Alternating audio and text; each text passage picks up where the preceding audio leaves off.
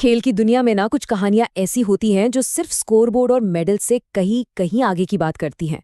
ये कहानियां होती हैं इंसान के हौसले की, उसकी जिद की। आज हम एक ऐसे ही ओलंपियन की बात करने वाले हैं जिनकी असल जिंदगी की कहानी किसी भी ब्लॉकबस्टर फिल्म से ज्यादा दिलचस्प और प्रेरणा देने वाली है। बस एक पल के लिए सोचिए, दुनिया का एक बेहतरीन शूटर और वो अपना वही हाथ खो दे जिससे वो निशाना लगाता है। करियर खत्म? शायद किसी और का होता तो हो जाता, पर इस शख्स ने हार नहीं मानी। अपने दूसरे हाथ से ट्रेनिंग शुरू की और एक नहीं बल्कि दो ओलंपिक गोल्ड मेडल्स जीते। ये कहानी है कार्ली टकाश की, और ये इस बात का सबूत है कि जिंदगी की सबसे बड़ी चोट ही कभी-कभी इंसान को सबसे महान बना देती है। तो चलिए इस अविश्वसनीय सफर को शुरू से समझते हैं। आखिर कौन थे कार्ली टकास उस हादसे से पहले जिसने उनकी दुनिया हमेशा हमेशा के लिए बदल दी। कारोली टाकेज हंगेरियन आर्मी में एक सार्जेंट थे और अपने देश की चोटी के पिस्टल शूटरों में गिने जाते थे। उनका एक ही सपना था, ओलंपिक में देश के लिए गोल्ड जीतना। लेकिन 1936 के ओलंपिक में उन्हें हिस्सा ही नहीं लेने दिया गया। और वजह एक बड़ा अजीब नियम था कि सिर्फ कमीशन्ड प्राप्त अधिकारी ही खेल सकते हैं, और वो तो एक सार्जेंट थे। मतलब उनका पहला सपना तो एक नियम ने ही तोड़ दिया। पर ये तो बस एक छोटी सी रुकावट थी। इसके बाद जो हुआ उसने न सिर्फ उनके सपने को बल्कि उनकी पूरी जिंदगी को ही चकनाचूर कर दिया। देखिए जरा उनकी मुश्किलों का सिलसिला। 1936 में मौका मिला नहीं, फिर आया साल 1938। एक मिलिट्री ट्रेनिंग के दौरान एक खराब ग्रेनेड सीधा उनके दाहिने हाथ में फट गया। जी हाँ, वही हाथ जिससे वो दुनिया जीतने का सपना देखते थे। वो हाथ पूरी तरह से तबाह हो गया, और जब वो इस सदमे से उभरने की कोशिश ही कर रहे थे तब दूसरा विश्व युद्ध छिड़ गया और 1940 और 1944 दोनों ओलंपिक ही रद्द हो गए। ऐसा लग रहा था मानो किस्मत ने उनके खिलाफ हर दरवाज़ा बंद करने की ठान ली हो। कोई भी आम इंसान ऐसी हालत में बिखर जाता, लेकिन कैरोल आम थे ही नहीं। और यहीं से शुरू होती है उनकी वापसी की वो कहानी, एक ऐसी वापसी जिसकी किसी को कानो कान खबर तक नहीं थी। ये फैसला था निराशा को जिद में बदलने का।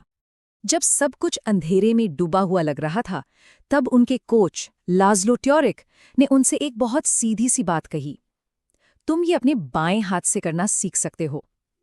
ये सिर्फ कुछ शब्द नहीं थे, ये एक नई उम्मीद की किरण थी, एक नया रास्ता था। उन्होंने इस बात पर रोना बंद कर दिया कि क्या चला गया और अपना पूरा ध्यान उस पर लगाया जो बचा हुआ था, उनका बायां हाथ। बिल्कुल जीरो से शुरुआत की।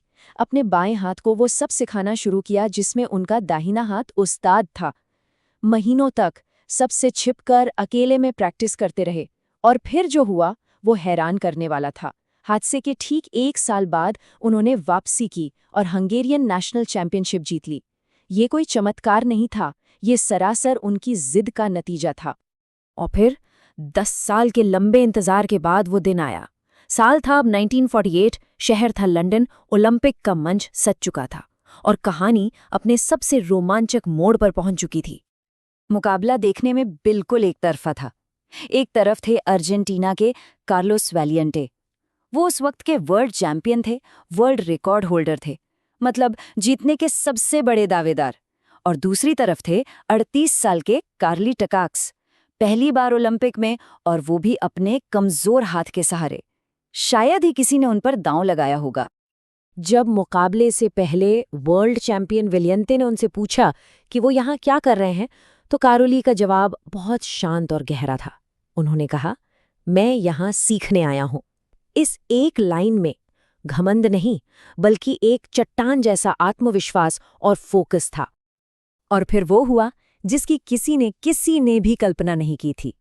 कारोली टकाच ने गोल्ड मेडल जीत लिया और उनका स्कोर था 580।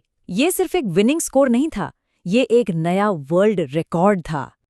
जब कार्लोस पोडियम पर गोल्ड मेडल के साथ खड़े थे तो दूसरे नंबर पर आए कार्लोस वालियंते उनके पास आए और कहा, लगता है तुमने काफी कुछ सीख लिया है। एक वर्ल्ड चैंपियन की तरफ से ये शायद सबसे बड़ा सम्मान था। लेकिन रुकिए, कहानी अभी खत्म नहीं हुई।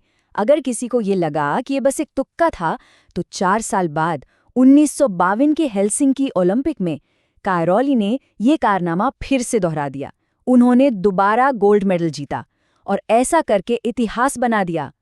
वो अपने इवेंट में लगातार 2 ओलंपिक गोल्ड मेडल जीतने वाले दुनिया के पहले शूटर बने।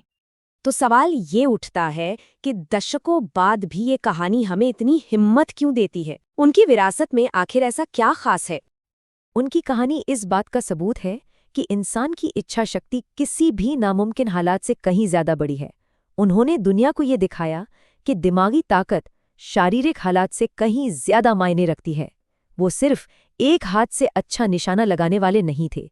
नहीं, वो दुनिया के सबसे बेस्ट शूटर बने। और उनकी महानता सिर्फ यहीं तक नहीं रुकी। उन्होंने अपने स्टूडेंट सिलार्ड कुन को भी ट्रेनिंग दी, जिसने 1952 में उन्हीं के साथ पोडियम पर खड़े होकर सिल्वर मेडल जीता था। कैरोली ने अपनी जिंदगी का सार इन शब्दों में बताया था। लगन और मेहनत टैलेंट से ज्यादा जरूरी हैं। अगर तुम्हारे अंदर इच्छा शक्ति ही नहीं है तो फिर टारगेट शूटर बनने का सोचना भी मत। शायद कामयाबी का इससे बड़ा कोई और फलसफा हो ही नहीं सकता। उनकी कहानी हमें एक बहुत ज़रूरी सवाल के साथ छोड़ जाती है।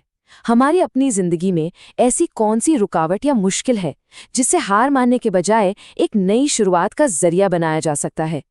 कैरोली टकाच ने अपनी सबसे बड़ी कमजोरी को ही अपनी सबसे बड़ी ताकत बना लिया। शायद हम सबके अंदर भी ये करने की हिम्मत कहीं ना कहीं छुपी है।